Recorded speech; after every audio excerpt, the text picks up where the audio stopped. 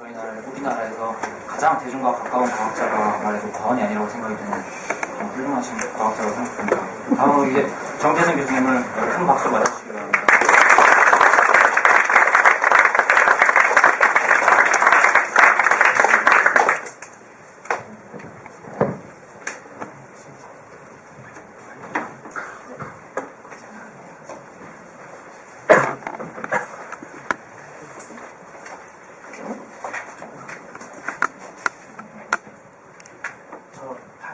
불 켜주실래요? 너무 어두운 것 같은데? 뒷부분은 끄셔도 될 것 같아요. 더 켜셔도 될 것 같은데. 요것만 끌 수는 없어요.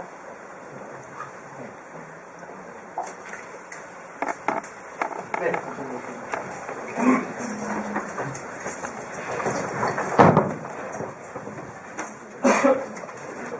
네, 안녕하세요. 카이스트의 정재승입니다.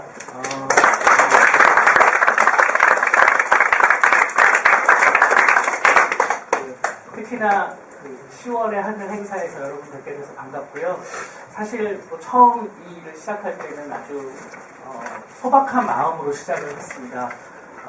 사실은 몇 년 전부터 오랫동안 김성환 교수님과 함께 도서관에서 과학자를 만나는 행사를 아트이노물리센터의 지원을 받으면서 했는데요.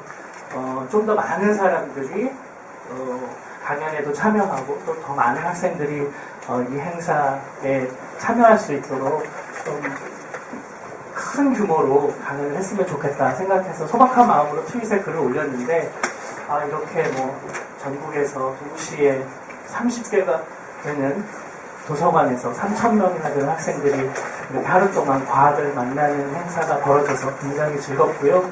또 이 자리에 여러분들 우리 이제 함께 했다는 인연을 오랫동안 기억합시다.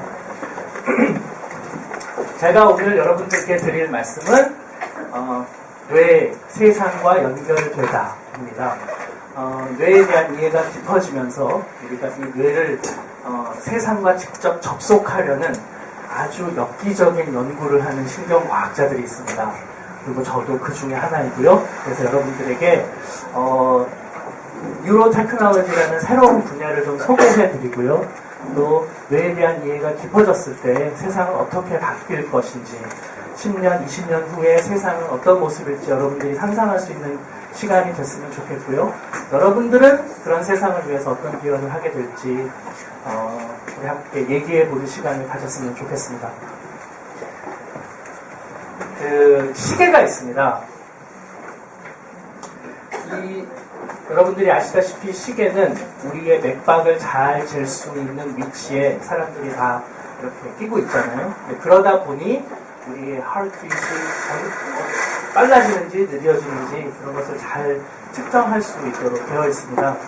그래서 만약에 우리가 이 시계에다가 우리의 비팅 수를 잴 수 있는 장치를 부착하고 그 다음에 여기에 따라서 색깔이 바뀌면 그래서 내 심장이 막 빨리 뛰고 맥박이 빨라지면 빨간색으로 바뀌고 점점 속도가 느려지면 파란색으로 바뀐다고 하면 우리가 이걸 가지고 소개팅을 하는 거죠. 그래서 내 시계를 보면 내가 지금 이 여성에게 반했구나. 이 여성은 내 타입이 아니구나 하는 것을 시간과 함께 알 수 있겠죠. 이런 장치 어디다 또 이용하면 좋을까요? 심장이 약한 사람들.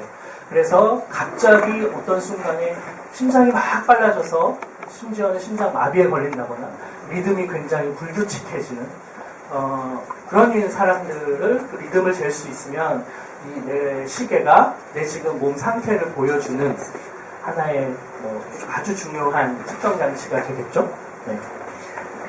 또 다른 예를 한번 들어보겠습니다. 이거는 얼마 전에 실제로 닌텐도에서 개발했던 마인드플렉스라는 게임기입니다. 이 게임기는 마치 텔레파시나 염력을 테스트하는 기계처럼 보입니다. 사람이 헤드셋을 정리 안 하셔도 되는데 헤드셋을 딱 끼고요. 딱 집중을 하면 이 헤드셋에서 뇌파를 잰 다음에 그 뇌파의 웨이브에 따라서 내가 공중에 공을 띄울 수도 있고요. 이 공 안에는 자석 같은 게 들어있고 그 주변에 자기장이 내 뇌파에서 만들어지기 때문에 공이 붕 떠서 내가 원하는 방향으로 왼쪽으로 가라 그러면 왼쪽으로 가고 오른쪽으로 가라 그러면 오른쪽으로 가고 그런 일이 벌어질 수도 있습니다. 실제로 이 마인드플렉스라는 장치는 닌텐도에서 개발해서 엄청난 지금 인기를 끌고 있고요. 이걸 잘 활용하면 우리가 이제는 자 여기 있는 공을 저 학생에게 여기 있는 공을 저 건물에게 보내는데 나의 뇌의 힘을 사용할 수도 있겠죠. 이렇게 이제 앞으로 미래에는 뭔가 뇌에서 벌어지는 일, 더 넓게는 우리 몸에서 만들어지는 신호를 가지고 우리가 부착하고 있는 장치들을 컨트롤하거나 아니면 그걸 작동시키거나 그걸 가지고 노는 시대가 앞으로 올 거다라는 게 신경과학을 연구하는 사람들의 예측입니다. 여기 이제 원숭이가 한 마리 있습니다. 제가 이 원숭이를 여러분들께 소개해드리는 이유는 이런 얘기는 너무 과학 소설에나 나올 만한 또 SF 영화에나 나올 만한 일인 것 같아서 과연 가능할까 여러분들이 의심할까봐 제가 지금 드리려는 말씀이 그렇게 황당한 얘기가 아니라는 걸 여러분들에게 좀 소개를 해드리려고 하는 겁니다. 자, 원숭이가 한 마리 있습니다. 이 원숭이는 이틀 정도 굶어서 배가 굉장히 고픈 원숭이인데요. 원숭이를 의자에 앉혀놓습니다. 그리고 원숭이에게 머시멜로우를 줍니다. 그럼 원숭이가 그걸 집어서 입에 넣겠죠? 네, 배가 굉장히 고픈 원숭이일 테니까. 이번에는 원숭이의 손을 묶습니다. 그리고 나서 머시멜로우를 주는 거죠. 그러면 원숭이가 집어서 입에 넣고 싶은데 손이 묶여 있으니까 못하겠죠? 머릿속으로 상상만 합니다. 그때 원숭이의 머리에 머리털을 깎고요. 두개골에 아주 작은 드릴을 뚫습니다. 그래서 침을 전극 두 개를 뇌에 명령을 운동의 명령을 내리는 뇌 영역에다가 박습니다. 그리고 나서 원숭이의 뇌 활동을 재면서 머시멜로우를 앞에다 놓으면 원숭이가 집어서 입에 넣는 생각을 하면 그때 발생하는 뇌 신호를 가지고 컴퓨터가 분석을 해서 그 결과를 옆에 있는 로봇 팔에게 보내줍니다. 그러면 로봇 팔이 원숭이의 생각대로 더 정확하게는 원숭이의 뇌 활동으로부터 우리가 유추한 원숭이의 생각대로 이 로봇 팔이 움직이는 거예요. 제가 이게 가능한다는 것을 영상으로 보여드리겠습니다. 자, 그 원숭이의 프라이버시를 위해서 검은 천을 이렇게 들여놨습니다. 그래서 여러분이 길에서 이 원숭이를 봐도 누군지 모르시고요. 원숭이 앞에다가 다양한 방향으로 이렇게 머시멜로우를 줍니다. 그러면 꽤 정교하게 로봇팔이 거기까지 손을 뻗고 집어서 입에 넣는 걸 보실 수가 있죠. 그렇다는 얘기는 우리가 원숭이의 뇌 활동만으로 원숭이의 생각을 꽤 정교하게 읽을 수 있다는 것을 보여줍니다. 이런 류의 연구를 브레인 컴퓨터 인터페이스라고 부릅니다. 그러니까 원숭이가 생각을 하고 그 생각을 우리가 읽어서 컴퓨터나 기계가 대신 작동을 하거나 서로 커뮤니케이션을 하도록 도와주는 걸 말합니다. 자, 뭐 이런 류의 이야기가 영 황당한 얘기만은 아니라는 생각이 이제 얼핏 드시죠? 네, 좋습니다. 왜 이런 것이 가능하냐? 그건 전적으로 뇌에 들어있는 뇌세포, 신경세포의 기저에 비밀이 숨겨져 있습니다. 여러분들이 중학교 3학년 생물 시간에 이런 걸 배우실 겁니다. 뇌는 신경세포로 이루어져 있다.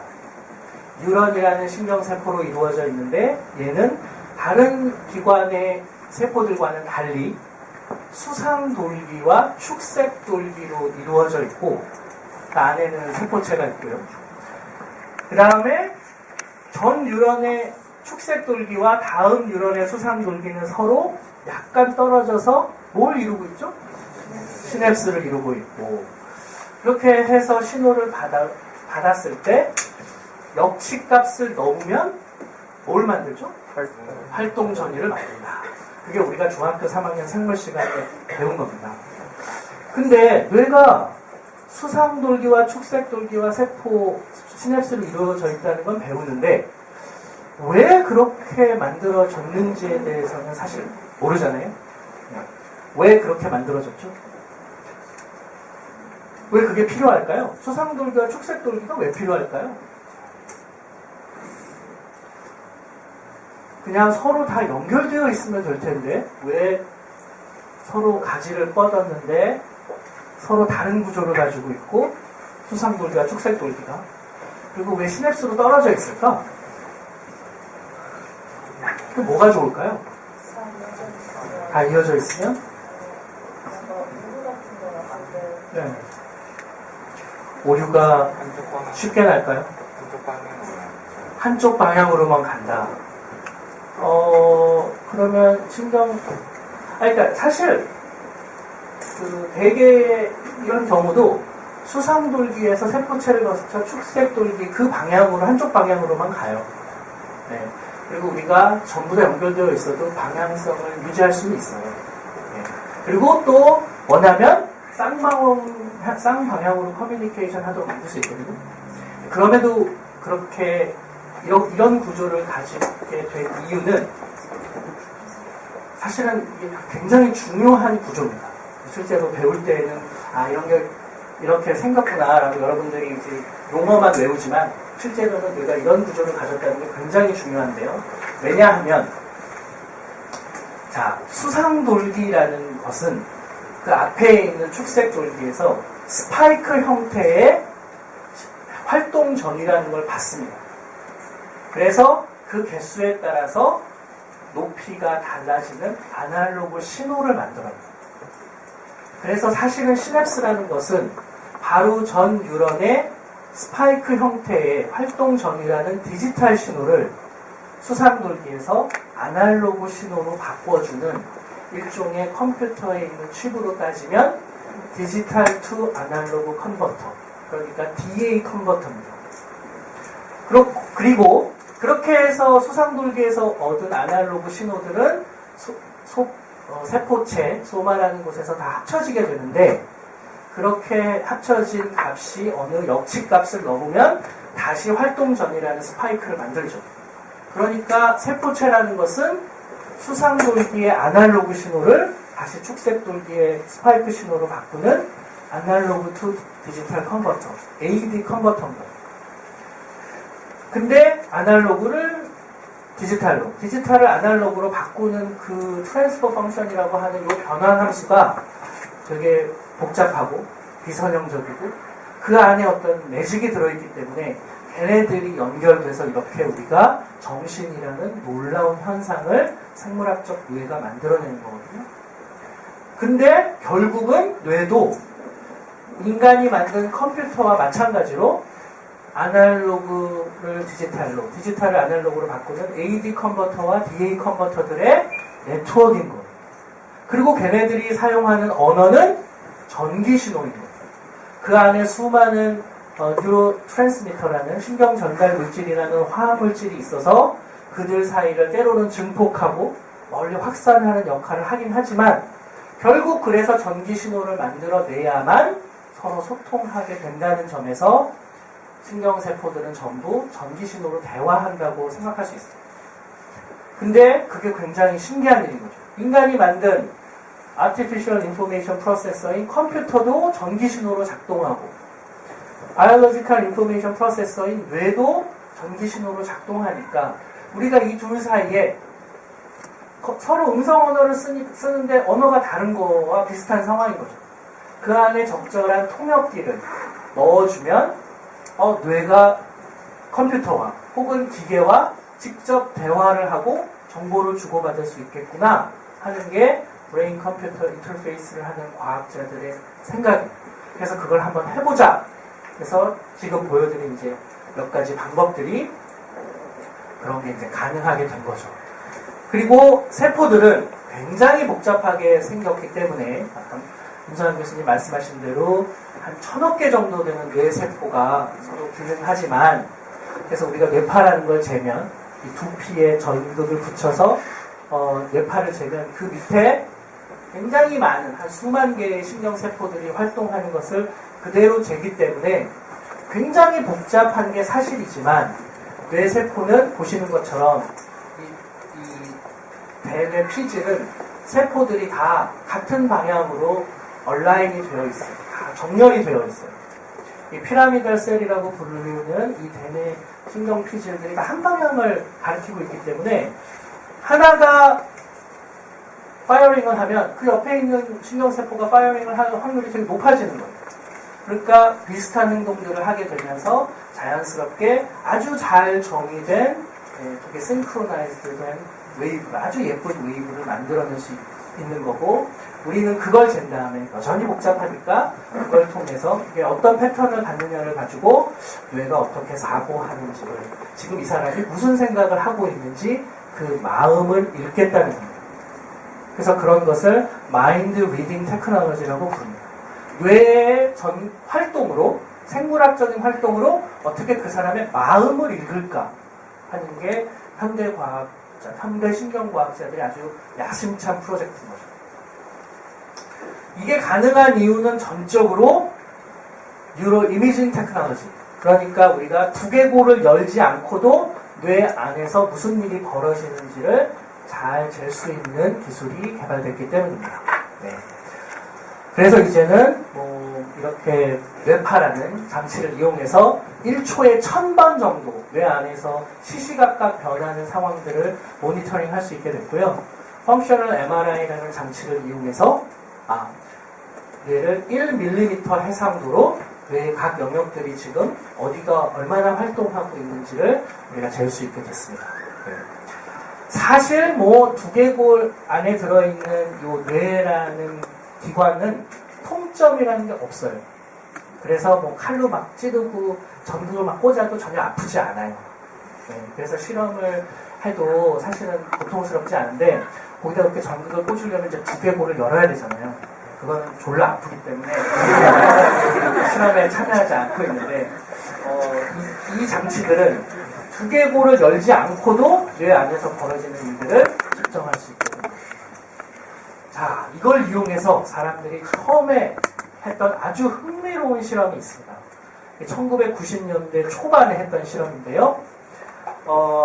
미국의 이제 아틀란타라는 시에는 굉장히 부자들이 많이 살고 있었어요. 코카콜라의 본사가 있는 도시인데, 그래서 예를 들면 나이 든 부자가, 재산이 한 1000억쯤 되는 부자가 스포츠카를 타고 막 가다가 교통사고가 나서 척수 손상을 입어서 완전히 전신 마비가 돼서 누워있거나, 승마를 하다가 말에서 떨어져서 척수 손상을 입어서 뇌는 살아있는데 뇌와 몸이 연결되어 있는 척수가 끊어져서 전신 마비인 환자들이 에모리 대학교 병원의 특실에 쭉 누워있는 거예요. 그러니까 이 사람들은 뇌는 살아있지만 몸을 꿈쩍할 수도 없는 거죠. 심지어는 눈도 깜빡거릴 수 없는 상황에 놓이게 된 겁니다. 자식들은 자기 아버지와 대화를 하고 싶죠. 아버지, 그 많은 재산은 어떻게 물려주실 거예요? 네, 궁금하잖아요. 한마디만 해주세요. 예스라고. 네, 다 생각하고 있는데 아버지는 전혀 움직일 수가 없는 거죠. 그래서 가족들이 이 의사를 찾아가서 부탁을 합니다. 우리 아버지와 한마디만 할 수 있게 해주세요. 커뮤니케이션 할 수 있게 해주세요. 그래서 이 필립 케네디라는 에모리 대학교 교수가 아주 기발한 아이디어를 냅니다. 이 사람들을 펑셔널 MRI 안에 눕혀놓고, 자, 이 사람 뇌는 살아있으니까 왼손을 들어보세요라고 주문을 합니다. 그러면 왼손을 들 수는 없죠.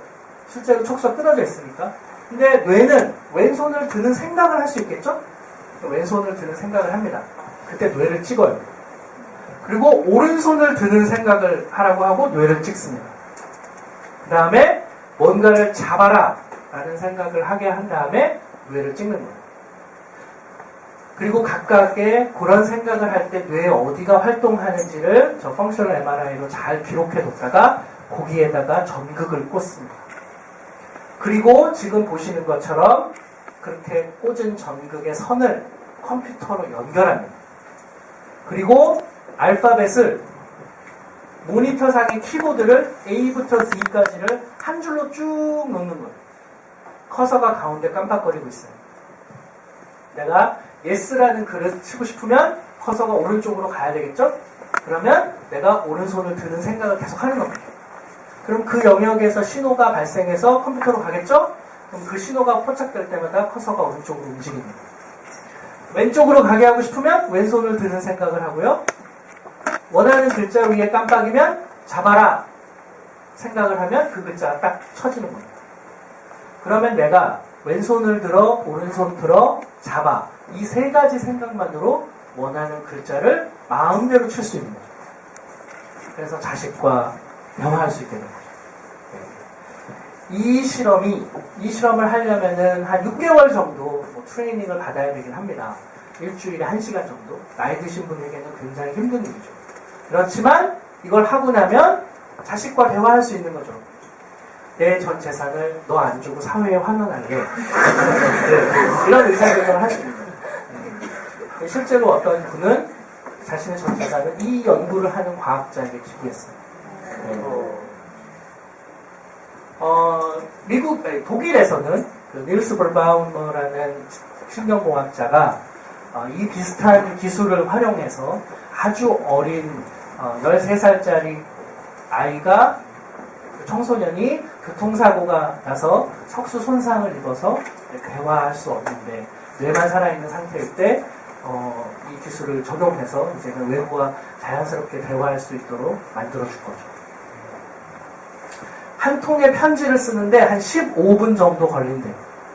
사실 여러분들 편지 쓸 때 15분 넘게 걸리잖아요. 그걸 생각해보면 굉장히 빨리 쓰는 거죠. 그렇죠? 자, 아까 이제 원숭이가 막 이렇게 뇌에다가 막 드릴로 꽂고 이런 테크놀로지를 이용해서 생각을 하면 생각대로 이렇게 로봇팔이 움직이고 왜 과학자들이 이런 끔찍한 실험을 하는가 생각한 학생들도 있을 텐데요. 이제 이걸 어디에 적용해 볼 수 있을지에 대한 감을 제가 입혀드리겠습니다. 이거를 사람한테 적용하기 위해서죠. 아시다시피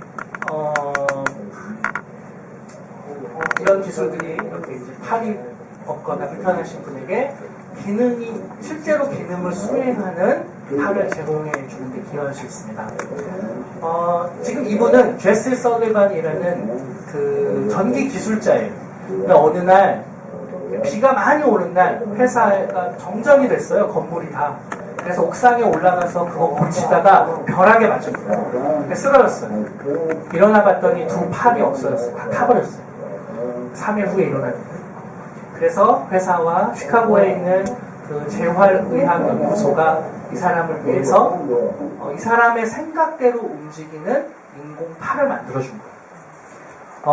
물론 아직은 뇌에 직접적으로 연결을 해서 이 사람의 생각을 읽었다기보다 이 사람이 이제 생각을 하고 팔을 움직이는 생각을 하면 그 신호가 이 어깨까지는 오거든요.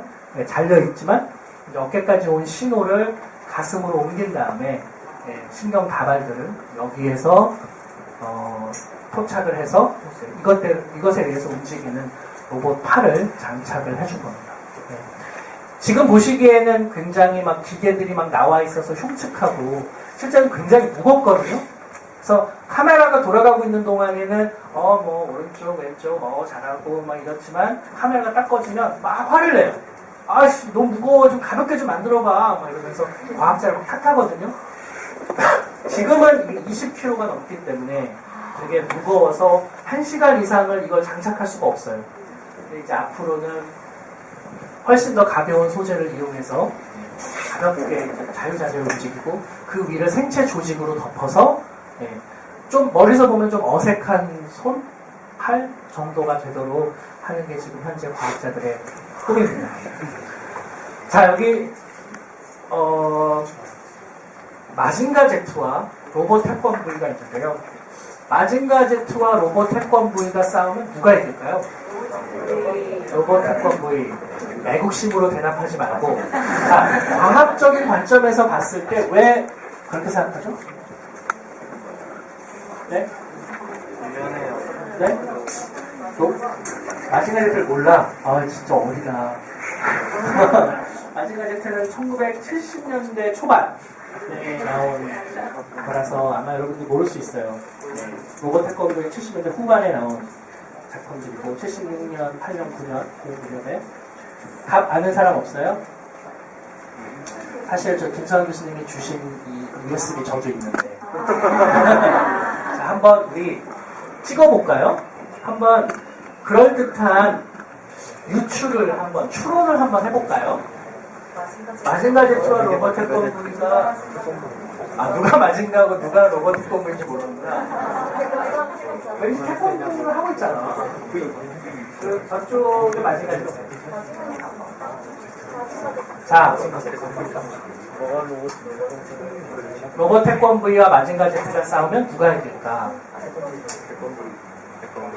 다 알 것 같아요? 네. 네. 이유는 태권도. 이쪽은 가라데. 태권도와 가라데 싸움 누가 이길지. 잘 모르겠네. 단수에 따라 다를 거 아니야. 네. 태권브이가 이겨요. 이유는? 마징가 Z는 조종하는 거고요. 네. 태권브이는 직접 그 행동하는 거. 맞아요. 굉장히 다른 거예요.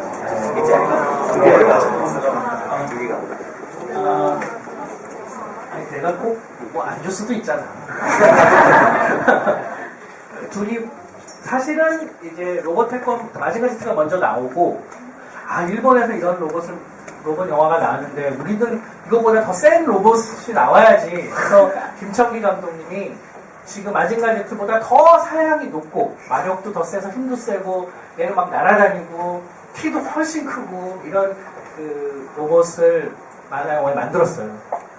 사실 뭐 만화 영화니까 뭔들 못하겠어요. 그래서 이제 마음껏 상상을 하셨는데 그 당시에는 사실 있지도 않은 놀라운 기술을 그 안에 넣으셨는데 그게 뭐냐 하면 제가 지금까지 말씀드린 브레인 컴퓨터 인터페이스로 조종되는 거예요. 그게 다른 거예요. 마징가 Z는 쇄도리가 들어가서 조종을 해요. 네. 그러면 이제 그것대로 움직이는 거거든요. 근데 로봇 태권브이는 훈이가 그냥 실제로 태권도를 하거나 태권도를 하는 상상만 해도 그게 로봇 태권브이와 연결이 돼서 그것대로 로봇 태권브이가 행동하는 거예요. 자, 이러면 왜 로봇 태권브이가 이기냐 하면 굉장히 다른 거거든요. 예를 한번 들어볼게요. 여기 전투기가 있어요. 전투기가 갑자기 앞에 뭐가 팍 나타나서 충돌하는 경우가 굉장히 많거든요. 예를 들어서 전투기의 속도를 마하 3이라고 가정해 봅시다. 그러면 마하 3이면 소리가 진행하는 속도의 3배에 빠르기라는 뜻이죠. 소리는 1초에 몇 미터를 가죠? 340미터를 가니까 그 3배를 가니 1초에 얼마를 갈까요? 네, 1080m, 거의 1km를 가는 거죠. 그런데 만약에 뭐가 앞에 나타나잖아요. 그러면 뭐가 나타났다고 인지하는데 0.3초가 걸려요. 그런데 나타났으니까 내가 이걸 핸들을 틀어야지라고 생각한 다음에 그걸 손으로 보내서 핸들을 트는데 한 0.7초쯤 걸려요. 그러니까 딱 나타나서 뭐 앞에 300m 안에 있으면 그냥 부딪힐 수밖에 없는 거고요. 사실 이거 틀어야겠다고 생각하는데 0.7초나 걸리기 때문에 1km 앞에 안에 뭐가 나타나면 무조건 부딪힐 수밖에 없겠죠. 그래서 전 세계적으로 전투기가 이상한 비행 물체와 부딪혀서 추락하는 경우가 10대가 넘고요. 전투기 한 대가 싸게는 600억, 비싸게는 3천억 정도 해요. 그러니까 그렇게 한 3조 정도 되는 돈이 피할 수 없어서 너무 순식간에 벌어진 일이야. 근데 만약에 뭐가 나타났다라는 걸 인지하는 0.3초 만에 그 뇌의 신호를 전투기 조종사들은 다 이런 헬멧을 쓰고 있으니까 이거를 바로 전투기에 보내주는 거예요. 연결을 해놓는 거예요. 그럼 전투기가 바로 확 방향을 틀 수 있겠죠? 그러면 뒤에 0.7초는 우리가 절약할 수 있겠죠. 그러면 앞에 300m 안에 있으면 부딪힐 수밖에 없겠지만 뒤에 700m는 피할 수가 있겠죠. 이 똑같은 원리로 로봇 태권브이와 마징가 제트가 싸울 때도 마찬가지입니다. 마징가 제트와 로봇 태권브이가 똑같이 때려야지라고 생각하는 순간 로봇 태권브이는 0.7초 먼저 탁 때릴 수 있겠죠. 네. 매번 싸울 때마다 0.7초를 먼저 때리면 마징가가 죽죠. 네. 그 0.7초는 굉장히 긴 시간이거든요. 그러니까 이제 이런 테크놀로지를 이용하면 인간의 뇌는 굉장히 빨리 판단하고 그걸 행동으로 옮기는 데는 때로는 어렵거나 둔하거나 시간이 걸리지만 그 시간을 절약하면 군사적으로 굉장히 유용할 수도 있고 아까 보신 것처럼 몸이 불편하신 분에게는 좋은 기술들을 제공해 줄 수 있으니까 이걸 한번 이용해보자 하는 게 지금 신경과학자들이 이런 연구를 하는 이유예요. 그런데 제가 여러분들께 말씀드리고 싶은 것은 처음에 시계나 뇌파 닌텐도 게임처럼 이렇게 브레인 컴퓨터 인터페이스라는 이런 무시무시하고 굉장히 첨단 기술이 몸이 아픈 분이나 군사적인 목적에만 쓰이지 않고 여러분들이 세상에 나갈 10년 후, 20년 후에는 우리의 일상생활 여기저기에 막 들어와 있을 거라는 겁니다. 예를 들면 어떤 거냐면요. 여기 독거 노인이 살고 계세요. 이분은 뭐 치매에 걸리거나 그런 건 아니세요. 다만 몸을 움직이기가 힘들어요. 나이가 드셔서. 이제 앞으로 점점 수명이 길어져서 한 90세, 100세까지 살 수 있게 됐는데 저 커튼을 쳐야지 하고 이 침대에서 일어나서 커튼을 치는데 너무 가기가 힘든 거예요. 그럴 수 있잖아요. 그렇죠? 그리고 TV 채널이 TV가 켜졌으면 좋겠는데 리모컨이 어딨지? 리모컨이 저기 있어. 저기까지 가기 힘들잖아요. 근데 그걸 어떻게 활용하냐면 이 할머니가 모자를 쓰고 계신 거예요. 이 모자가 뇌파를 재고 있는데 이 할머니가 TV를 이렇게 째려봐요. 그러면 TV의 한 귀퉁이에 빛이 깜빡깜빡거리는데 7Hz로 깜빡거리는 거예요. 내가 7Hz로 깜빡거리는 빛을 이렇게 째려보잖아요. 그러면 그 빛이 내 눈으로 들어와서 내 뒤통수에 이 시각을 담당하는 영역에 뇌파에 7Hz 피크가 생겨요. 7Hz 피크가 감지되면 지금 이 사람이 TV를 째려보고 있구나. TV가 켜졌으면 좋겠다는 뜻이구나 하고 그냥 TV가 켜지면 되는 거죠. 저기 커튼이 있는데 커튼이 쳐졌으면 좋겠어. 커튼 끝을 이렇게 봐요. 커튼 끝은 23Hz로 깜빡깜빡거려요. 내가 걔를 딱 째려보고 있으면 23Hz의 빛이 내 눈으로 들어와서 내 시각 영역에 23Hz의 피크가 딱 생기는 거죠. 그러면 이런 게 감지됐으니까 이 사람이 커튼이 쳐졌으면 좋겠구나. 이렇게 우리 집에 있는 장치들을, 가전기기들을 내가 쳐다만 봐도 켜지거나 꺼지거나 작동하도록 만들 수 있다는 거죠. 지금은 이제 그와 비슷한 정도의 수준까지는 왔는데요. 제가 이제 그 예만 하나 들어드리면 아직은 이제 이분은 그 척수 손상을 입은 환자예요. 그래서 혼자는 물컵에 물도 이렇게 집어서 마실 수가 없어요. 물컵에 뭔가를 집는 손 기능이 망가졌기 때문에 이렇게 혼자 물컵에 컵을 마실 수가 없는 거죠. 그렇다는 얘기는 24시간 가족이 이 사람 옆에 붙어 있어야 되는 거예요. 그래서 과학자들이 이 사람에게 그냥 모자만 씌워준 거예요. 이 모자가 두피의 전류를 측정해서 그 결과를 이 팔에 있는 장치에 보내주면 그걸 팔에 있는 장치가 이 사람이 지금 무슨 생각을 하고 있는지를 읽은 다음에 뭔가를 짓는 걸 도와주는 거죠. 이런 걸 이용하면 아주 자연스럽게 그냥 생각만 하면 그 뇌파만으로 우리가 무언가를 할 수 있는 일들이 벌어지는 거죠. 심지어는 요즘 제가 이제 음악을 하는 사람들과 준비하고 있는 프로젝트 중에 하나인데 뇌파 음악회라는 게 가능한 거예요. 내가 내 두피에서 재는 뇌파가 걔를 스피커로 연결하면 우리가 들을 수 있는 주파수대로 약간만 변형해주면 내 뇌파가 만들어내는 소리를 들을 수 있거든요. 우리가 이걸 이용해서 적절한 하모니를 만들 수도 있고요.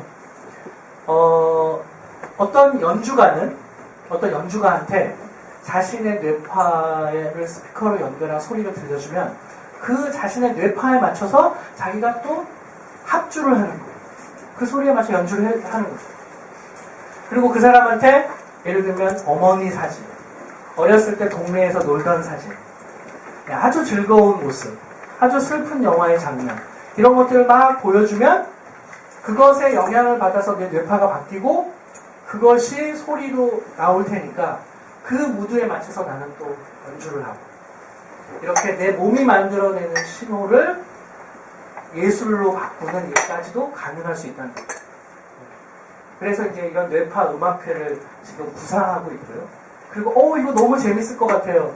음악하는 또 작곡을 하는 뮤지션들에게 너무 창조적인 영감을 줘요. 이런 작곡가들이나 뮤지션들이 우리나라에 되게 많은 거예요.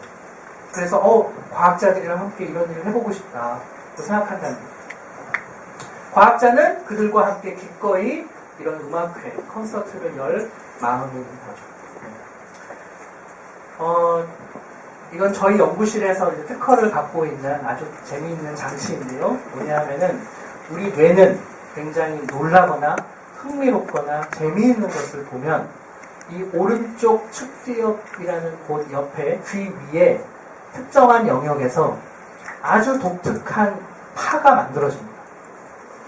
그것을 우리가 아주 복잡한 뇌파 안에서 탁 이렇게 측정할 수 있는 장치를, 그 프로그램을 짰거든요.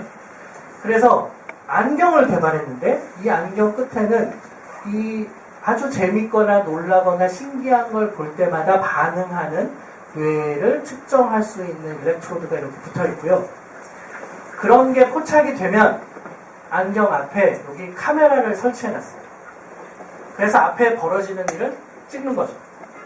그렇게 해서 찍은 사진은 내 스마트폰으로 사진을 전송하는 거예요. 그러면 이 안경을 끼고 하루 종일 돌아다니고 수업 듣고 여러분들 밥 먹고 친구들이랑 대화하고 놀고 집에 와서 스마트폰을 켜면 내가 오늘 본 재밌거나 놀라거나 흥미로운 것들이 사진으로 쭉 찍혀있겠죠. 그게 나의 일기가 되고 그게 모이면 내 삶의 역사가 되겠죠. 그래서 이제 이 안경의 이름이 My History Glasses, 나의 역사라는 안경이거든요. 이거는 우리가 카메라로 사진을 찍는다는 것의 개념을 완전히 바꾸어 놓은 거예요. 필름 카메라가 있던 시절에는 카메라를 놓고 우리가 다 잘 준비해서 한 장 한 장을 굉장히 신중하게 찍었잖아요. 그러다가 디지털 카메라가 생기면서 마음대로 찍고 배경 없이 심지어는 얼굴 사진만 계속 그 셀카라는 이름으로 그 자신의 얼굴을 마음껏 변형한 가증스러운 사진들을 마구 찍잖아요. 자, 이제 앞으로 미래에는 이런 카메라처럼 언제 사진이 찍힐지 나도 모르는 카메라가 나올 수 있거든요. 순전히 내 뇌가 반응하는 순간 찍히는 거죠.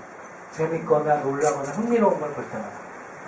그래서 이런 걸 저희 랩에서 간단한 프로토타입을 만들어서 학생한테 딱 씌워줬더니 대학원생이 이걸 쓰고 돌아다니면 남학생들이 찍혀온 사진 보면 다 여자 다리 사진들이 쭉 나도 모르는 내가 어떤 인간인지를 경험하게 되는 그런 사진 카메라, 사진기가 세상에 나올 수도 있다는 얘기예요. 이게 이제 그 대표적인 예라고 할 수 있겠죠. 네. 제가 마무리를 하겠습니다. 그 혹시 루브 골드버그라는 기계 들어봤어요? 네. 루브 골드버그라는 만화가가 20세기의 과학기술을 풍자하기 위해서 그린 그림인데요. 보신 저 위에 보시는 것처럼 굉장히 복잡하게 생겼으나 결국 하는 일은 매우 단순한 장치. 그걸 루브 골드버그라고 부릅니다. 이 루브 골드버그라는 만화가는 이런 장치들을 끊임없이 그리면서 20세기 산업화 사회에서 기계란 또 과학기술이라는 게 얼마나 어리석은가.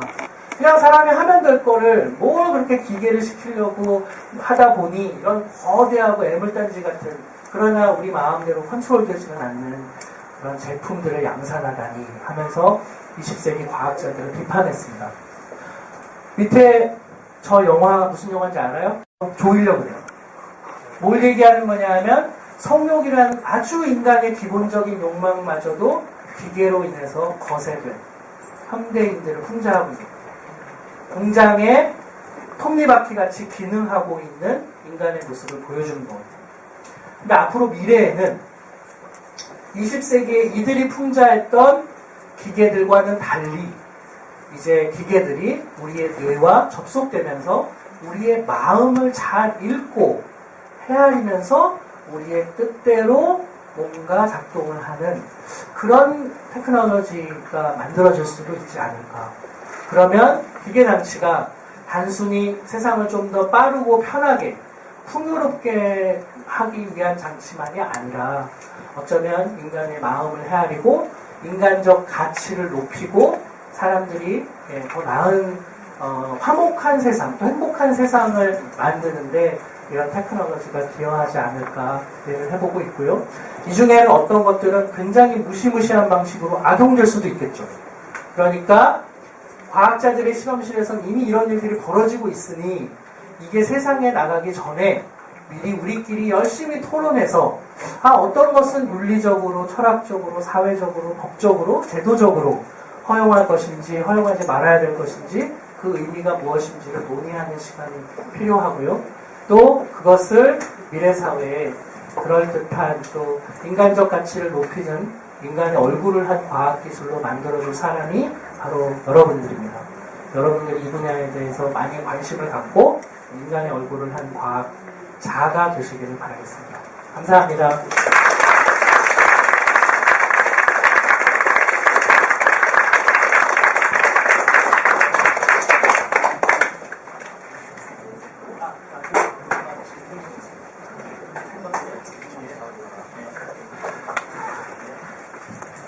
질문 궁금한 거 있으세요? 네. 안녕하세요. 저는 유니스트의 1학년에 재학 중인 학생이고요. 네. 현재 저도 뇌과학에 관심 있는 공학으로서 현재 굉장히 흥미로운 강연 주제였는데 네. 일단 여기에서 지금 교수님께서는 주로 뇌를 리딩하는 즉 읽어내는 기술에 대해서 네. 말씀해 주셨는데 네. 그럼 반대로 네. 라이팅을 하는 그런 기술이나 외부 정보를 이제 뇌 속으로 입력하는 기술에 대해서는 네. 어떤 게 말씀을 좀 해주셨습니다. 네, 너무 좋은 질문이고요. 그러니까 좋은 질문 했으니까 제가 한번 박수를.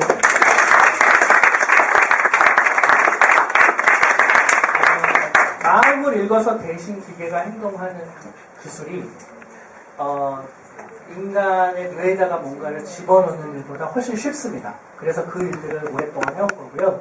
지금 현재 그런 이제 write-in 테크놀로지라고 부르는 건데 예를 들면 기계가 뇌에다가 뭔가 신호를 집어넣는 그런 일들을 저희는 대표적인 예가 하나 있어요. 그게 뭐냐 하면은 리모컨으로 컨트롤되는 쥐를 만드는 거예요. 그래서 내가 기계로 쥐보로 왼쪽으로 가라라고 신호를 보내면 쥐가 왼쪽으로 가고요. 오른쪽으로 가라 신호를 보내면 쥐가 오른쪽으로 가는 거예요. 원리는 매우 간단해요. 쥐의 수염 털을 깎은 다음에 왼쪽 수염, 오른쪽 수염을 잡아당기는 느낌이 드는 뇌에 베럴 콜텍스라는 데가 있는데 거기다 전극을 꽂아요. 그리고 쥐가 기분이 좋아지도록 쾌락의 중추에다가도 전극을 꽂는 거예요.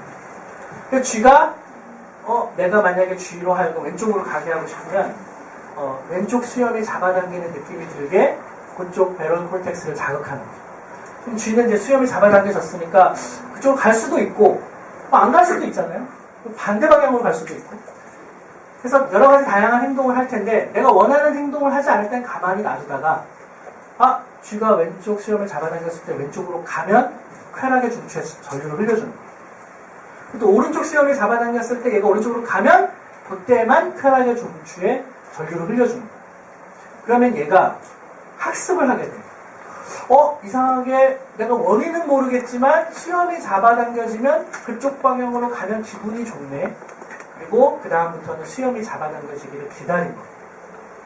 그러면 우리가 내가 지금 무슨 생각을 G에게 하고 있는지를 컴퓨터를 통해서 집어넣을 수 있는 거예요. 이런 정도의 기술은 지금 있어요. 근데 이제 문제는 사람에게 그것도 어떤 내용이 있는 것을 집어넣는 게 이제 문제인데 아직 이건 속수무책이에요. 왜냐하면 기억이 어떤 형태로 형식적으로 생물학적으로 어떤 변화가 일어나야만 기억이 된다는 건 우리가 알고 있는데 기억의 컨텐트 그러니까 지금 이 뇌의 생물학적인 영역이 이렇게 바뀐 걸로 보아 이 사람이 지금 산을 기억했다, 바다를 기억했다, 엄마를 기억했다 이 컨텐츠는 우리가 몰라요. 다시 말해서 기억의 형식은 알고 있지만 기억의 내용은 어떤 방식으로 저장되는지 모르니까 우리가 뇌의 분실로서 그 컴퓨터에 기억을 저장하고 다시 그걸 뇌에 집어넣고 하는 일이 이제 어려운 거죠. 네, 그러니까 이제 그 기억과 관련된 연구에서 제일 중요한 일이 바로 엄마를 기억하는 것과 산을 기억하는 것은 뭐가 다르냐 그것을 이해하는 거. 네, 그게 여러분들이 해야 될 숙제입니다. 자, 여기서 질문은 마무리를 할까요, 그러면? 네, 거의 시간이 네. 선물이 없는데. 일상과부터 질문했습니다. 내가 평소에 관심이 있어서 찾아가고 그때 내가 그래요? 연락이 있어서 카이스트 뇌과학 연구소 내가 하는 게 아니어가지고. 네. 그래서 네. 어떤 게 뭐냐면 네. 유로스카이에서 이거를 밴드를 만들었잖아요. 네. 실제로 정도 측정하거나 네. 뇌파를 측정할 때는 중력으로 먹혀가지고 네. 신호가 약하기 때문에 그렇게 되는데 실제적으로 아까 팔을 움직이거나 이런 거는 중력으로까지 벗겨내지 않아요. 네, 그렇죠. 그 상태에서도 정도나 이런 양을 충분하게 측정할 수 있는 결국은 충분한지 안 한지가 그걸로 몇 가지의 생각을 구별해낼 수 있는 나의 문제예요. 그러니까 이제 실제로 뇌가 이렇게 있으면요. 뇌가 막 전기신호를 만들어내잖아요. 그러면 이 두개골 없이 그냥 뇌에다가 직접 꽂거나 그 두개골 그 뇌의 피질 표면에서 측정을 하면 뭐 높은 주파수부터 낮은 주파수까지 다 측정할 수 있어요. 근데 이제 두개골이 있고 그 두피에서 측정을 하면 이 두개골이 일종의 로우 패스 필터여서 높은 주파수는 다 걸러내고 낮은 웅웅거림만 들리는 거예요. 그러니까 마치 냉장고가 있으면 냉장고 벽에다 여러분들이 귀를 대면서 웅 돌아가는 소리를 들으면서 냉장고 안에는 뭐가 있는지를 유추하는 거랑 비슷한 거죠. 그러니까 어려운 문제겠죠. 다만 우리는 그 정도 가지고 지금 이 냉장고가 오래됐구나. 새 건가 보다 소리가 안 나네. 뭔가 어디가 고장났네. 정도는 지금은 알 수 있는 수준인데 네. 냉장고 안에 뭐가 있는지 정도까지의 구체적인 정보는 아직은 모르는 상태라고 보면 되죠. 근데 다만 이 생각은 그럼에도 불구하고 아까 제가 말씀드렸듯이 그 높은 주파수의 디지털 신호나 그게 결국은 아날로그 신호로 낮은 주파수의 아날로그 신호로 서로 변환이 되면서 뇌세포들이 대화를 하고 있기 때문에 낮은 주파수 때만 우리가 잘 분석해도 뇌가 어떻게 사고하는지 이해할 수 있을 거라고 믿는 게 뇌파를 연구하는 물리학자들의 생각이고요. 그걸로 지금은 한 8가지 정도의 생각을 분리해낼 수 있어요. 그러니까 뭐 앞으로 가고, 뒤로 가고, 멈추고, 위로 가고, 밑으로 가고. 근데 이제 이거를 더 확대해서 100가지, 200가지 생각을 분류해낼 수 있느냐 하는 게 이제 풀어야 될 숙제인 거죠. 네. 자, 마무리하죠. 감사합니다.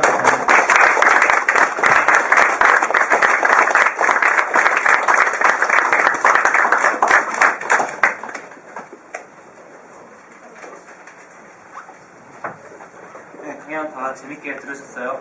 네. 저하고 참 경이롭지 않나요? 네, 그러면은 이제 바로 이렇게 저희가 선물을 몇 가지 준비를, 한 가지를 원래 준비를 했었는데 김승환 교수님께서 여러 가지 선물을 더 준비를 해주셨어요. 그래서 제비뽑기를 하면서 엽서를 한 장을 쓸 거예요. 엽서는 오늘 있었던 강의에 대한 여러 가지 의견, 이게 한 파트를 가지고 있고요. 나머지 한 파트는 이렇게 강연자분들께 그 편지를 쓰시면 돼요. 그래서 나중에 저희가 이렇게 전달을 해드릴 거고요. 그러면 나눠드리도록 할게요. 한번 대답하니 있습니다.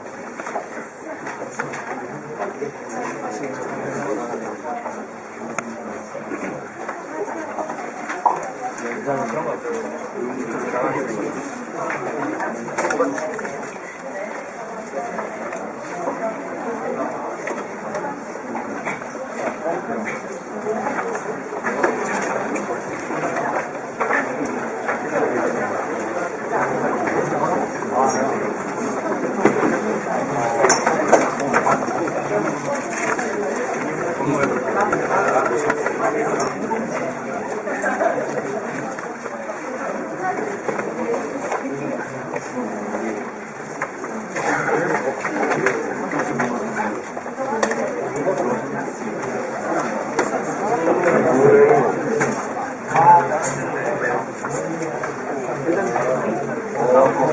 나오는